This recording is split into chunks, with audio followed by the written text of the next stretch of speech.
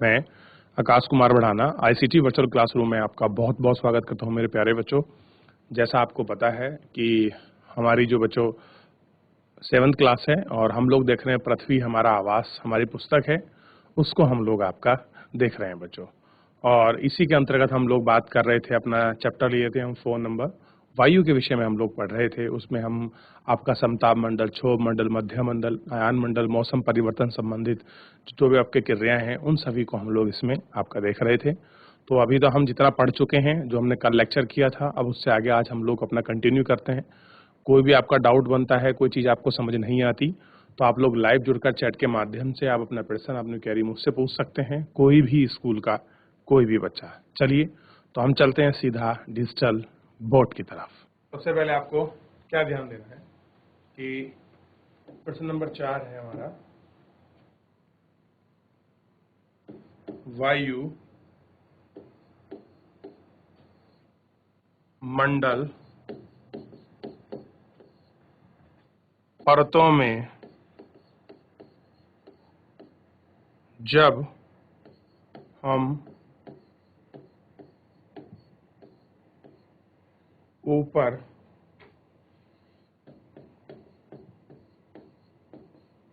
जाते हैं तब वायु दाब। अब आंसर बताना है कि क्या होता है। पहले प्रश्न सुनिए, वायुमंडल परतों में जब हम ऊपर की तरफ जाते हैं, समझ लीजिए ये आपका वायुमंडल है, ये आपकी परत शुरू हो गई, क्षोभ मंडल, समताप मंडल, मध्य मंडल, आयन मंडल और बहिर्मंडल मंडल। ये कह रहे हैं कि जब आप नीचे से इस दिशा में आप चलना प्रारंभ हो रहे हैं तब क्या होगा, दाब की स्थिति क्या होगी। देखिए ऑप्शन हो सकते हैं, या आप इसका आंसर लिखिए, दाब घटेगा ये हो सकता है, दाब बढ़ेगा ये हो सकता है, कोई परिवर्तन नहीं होगा या बहुत मामूली से परिवर्तन होगा। अब ये आपको देखकर बताना है। क्लियर है मेरे प्यारे बच्चों? ठीक, तो इसका आंसर जो बताएगा बच्चा, उसका नाम मैं बोर्ड पर लिखूंगा। जल्दी बताइए, तो दाब कैसा होगा, बढ़ेगा कि घटेगा? याद रखेंगे, जब हम वायुमंडल में ऊपर की तरफ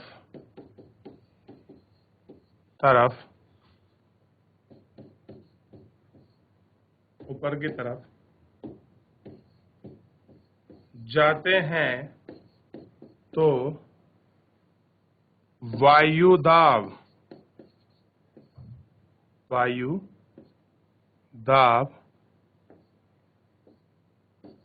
घटता है। क्या होता है? वायु दाब घटता है। लिख लीजिए इसको बच्चों, कॉपी करिए आप इसको। आगे बढ़ते हैं फिर, और अगले प्रश्न की तरफ हम लोग ध्यान देते हैं।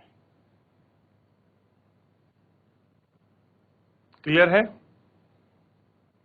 चलिए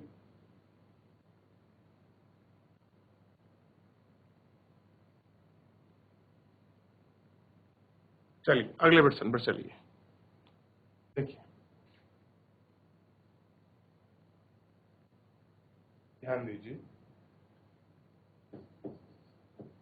जब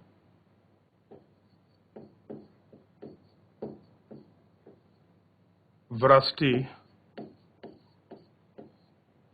तरल रूप में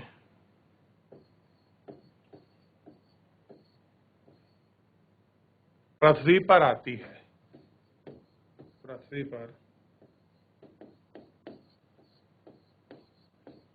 आती है, उसे हम कहते हैं, क्या कहते हैं भाई? जवाब दीजिए। उत्तर, उसको हम कहते हैं वर्षा। क्या बोलते हैं हम उसको? वर्षा कहते हैं।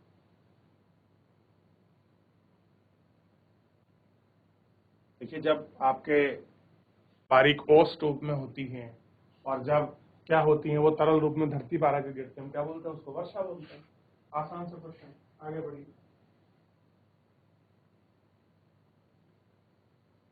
मैं कुछ आपको मिलाने के लिए भी दूंगा, फिल इन द ब्लैंक्स। चलिए इसको कॉपी करें, आगे बढ़ेंगे फिर हम लोग। हुआ बच्चों? करते रहिए इसको। चलिए, अब तो कॉपी हो गया होगा। मुझे लगता है हम लोगों को नेक्स्ट प्रश्न की तरफ बढ़ जाना चाहिए। देखिए, अगला प्रश्न है,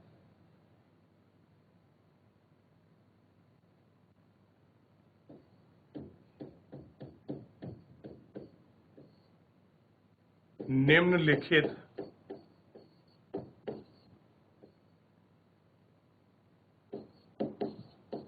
स्तंभों को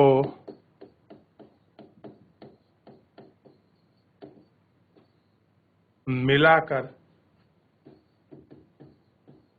सही जोड़े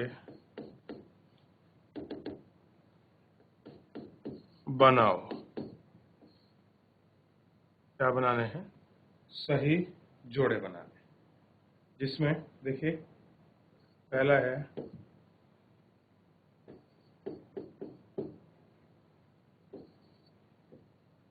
व्यापारिक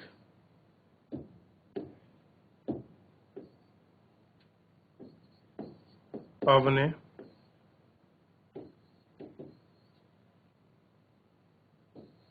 दूसरा है लू और तीसरा है मानसून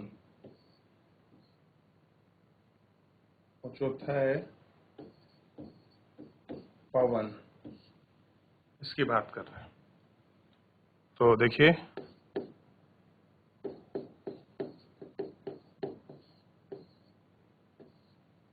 मौसमी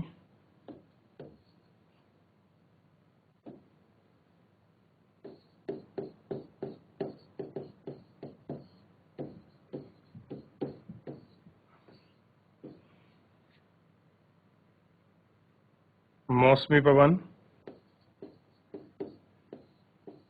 पवन की क्षैतिज गति। अगला देखिए, स्थायी पवन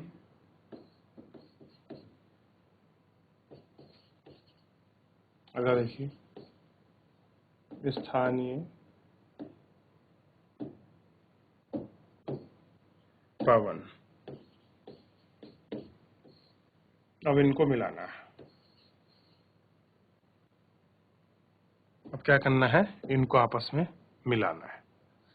देखिए, मिलाने का तरीका बड़ा आसान है। व्यापारिक पवनें तो होंगी, मैं थोड़ा सा इसको बड़ा कर देता हूं ताकि आप लोग इसको मिला सके। देखिए, ये मिलेगा इससे और लू मिलेगी। लू क्या होगी? नहीं नहीं, गलत कर दिया मैंने। देखिए, ये कहां होगा? व्यापारिक पवनें होंगी स्थायी पवनें और लू होगी स्थानीय पवनें। मानसून होगा आपका मौसमिक पवनें। पवन होगी पवन की क्षैतिज गति। ये आपको ध्यान रखना है। ये क्या होगी? पवन की क्षैतिज गति। ठीक है, चलिए इनको कॉपी करिए।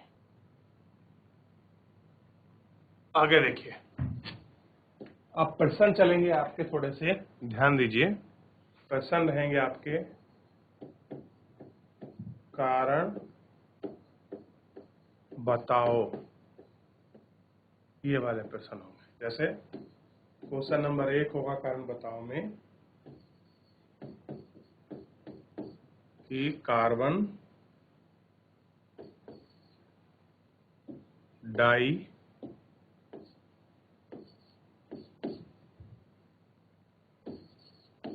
ऑक्साइड को ग्रीन हाउस गैस क्यों कहा जाता है? उत्तर देखिए, क्यों कहा जाता है ग्रीन हाउस गैस, ये आपको समझना चाहिए। ठीक है, उत्तर देखिए, क्यों बोलते हैं, जल्दी बताइए। कौन बच्चा जवाब देगा इस प्रश्न का कि कार्बन डाइऑक्साइड को क्या बोलते हैं हम लोग, आपका ग्रीन हाउस गैस ही क्यों कहा जाता है? बताइए, बताएगा कोई बच्चा? चलिए ध्यान देते हैं उत्तर की तरफ।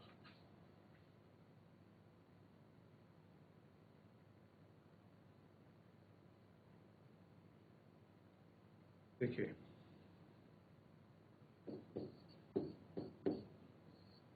कार्बन डाई ऑक्साइड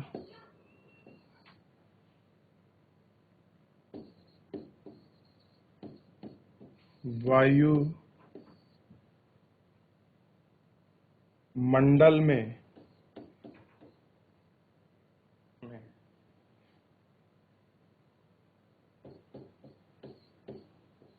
फैल कर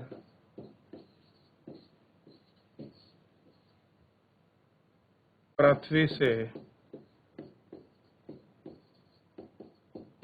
विकृत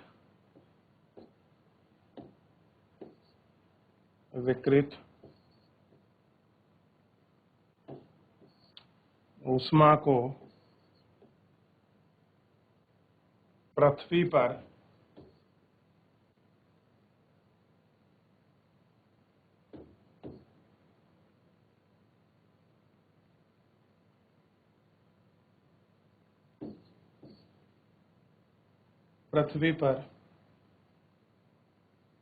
या पृथ्वी का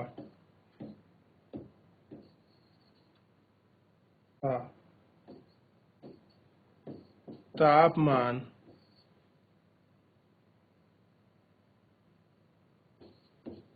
बढ़ाता है, इससे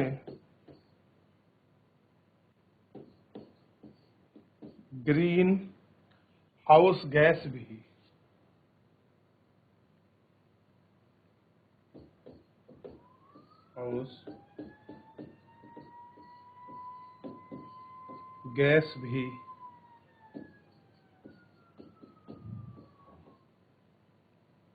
कहते हैं। कॉपी करें इसको, फिर आगे बढ़ते हैं। क्या कहते हैं हम इसको? ग्रीन हाउस गैस भी कहते हैं। चलिए ध्यान रखिए, आगे बढ़ते हैं। अगला प्रश्न है,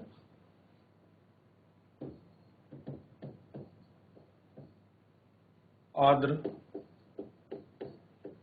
दिन में गीले कपड़े सुखाने में अधिक समय लेता है। कैसा क्या कारण है कि जब आर्द्रता होती है तो उस समय कपड़े सूखने में अधिक समय क्यों लगता है, इसकी हम लोग बात कर रहे थे। देखिए, सबसे पहले ध्यान दीजिए, क्योंकि आर्द्र दिन में वायु में जल वाष्प की मात्रा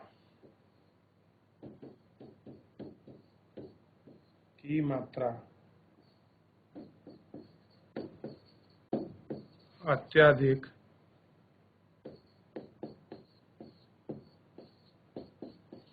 होती है, इसलिए वायु में गीले कपड़े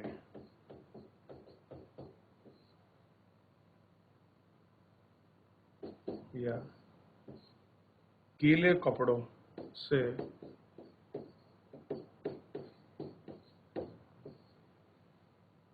आर्द्रता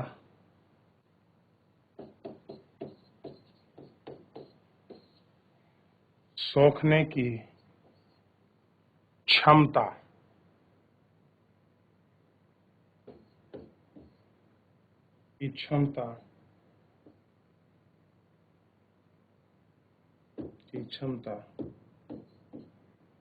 कम होती है, यानी कि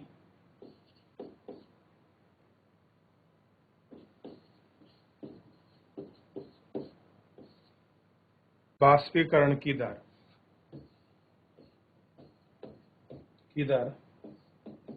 7 से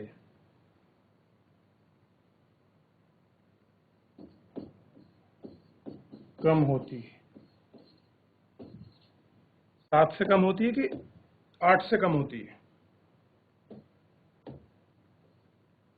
8 से कम होती है।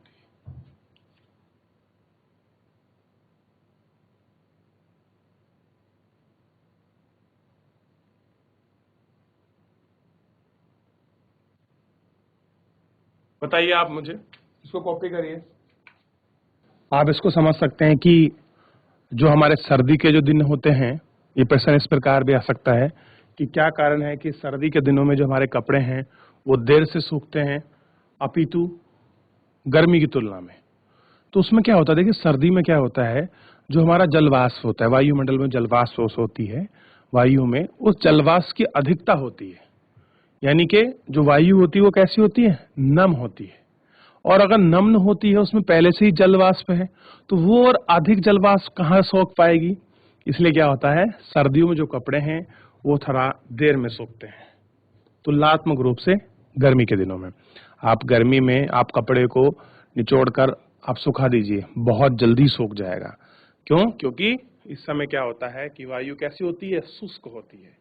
और वायु शुष्क होने की वजह से उसमें जल वाष्प की जो क्षमता होती है वो कैसी होती है, कम होती है। और कम होने की वजह से उसमें जल की जो क्षमता है, कैसी क्षमता है, उस जल वाष्प को अब्सॉर्ब करने की क्षमता कैसी होती है, अधिक होती है। जिसकी वजह से ये चीज हम लोग देख सकते हैं या हम लोगों को ये फेस करने के लिए मिलता है। और हमको समझ आना चाहिए इन सब विषयों पर, और हमको इस पर गौर भी करना चाहिए। क्लियर है? आइए आगे देखते हैं और इन सब चीजों पर हम लोग बात करेंगे। तो बच्चों, आज के इस लेक्चर में इतना ही। बड़े इंपॉर्टेंस आपके क्वेश्चन हमने आप लोगों ने करे। आप लोग इसको अच्छे से कॉपी करिए और घर जाकर रिवीजन करिए, चैप्टर का भी रिवीजन करिए। सारी चीजें आपको वहां से मिल जाएंगी रिवीजन आपको फॉर्मेट में। कोई भी चीज आपको समझ नहीं आती है तो बच्चों आप लोग लाइव जुड़कर चैट के माध्यम से आप अपनी क्वेरी को, अपने प्रश्न को हमसे पूछ सकते हैं, कोई भी स्कूल का कोई भी बच्चा। तो बच्चों, आज के लिए इतने ही, मिलते नेक्स्ट लेक्चर में, तब तक अपना ध्यान रखिए।